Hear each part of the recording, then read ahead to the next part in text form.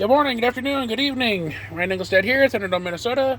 This is an after action report for an event we had at our church, and maybe a commentary on some of the Nerf blasters that are being used nowadays. The hero of the day, for just because of the age of the crowd we had, were the Power Bells, which I left there because that's where we store them, and Speed Swarms because the group of kids we had were young, and there's not a whole lot, when they start priming.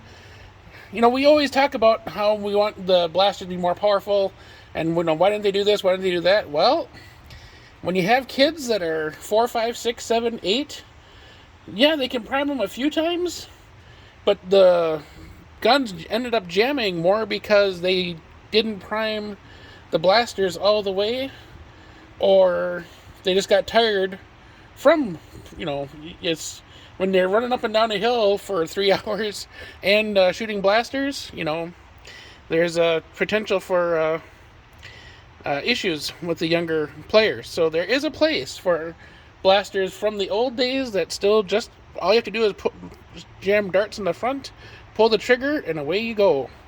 And as much as I love the Speed Swarm, watching little kids try to lift the 6C batteries plus the size of the blaster, that's why I keep buying all the Speed Swarms, all the Power Bells I can, because they're just a wonderful blaster for small, young players. So, that was the hero. The heroes of the day were those old dart tag blasters.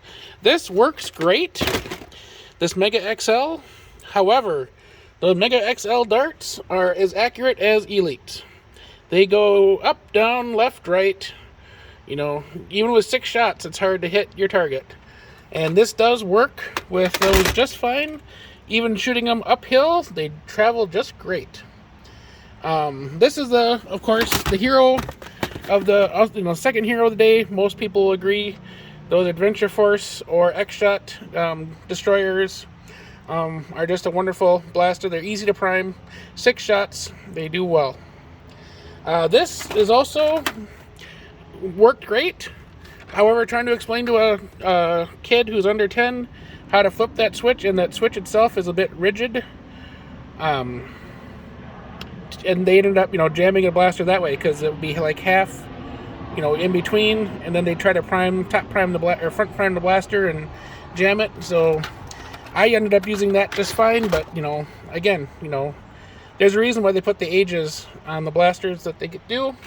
This was the thrifted X-Shot blaster. It does not work, so I did save the chain because it is compatible with this guy, and it's also one of those blasters that all the kids wanted to use, but none of the kids could get the, prime, pull, make sure it's feeding, make sure the darts are pushed into the chain problem. So, like I said, sometimes the easy operation blasters are the way forward. And this also works great with Mega XL. But like I said, the darts just go everywhere. So that's the quick and dirty on blasters that we used. We did not use any rival. We did not use any half darts. Also because of the age of the players we had. So that's why one of the great things about our hobby is that you can kind of tune your event to the age of the players you have on the blasters that you have available. Hammer shots work great, strong arms. These X-Shot ones, especially now, they're $5 at my Walmart on clearance.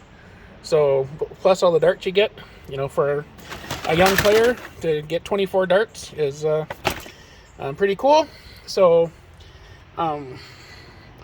I still will advocate that I love Rival, I love Prometheus, I love high-powered stuff, but sometimes you do have to look back for the younger crowds, and still works well.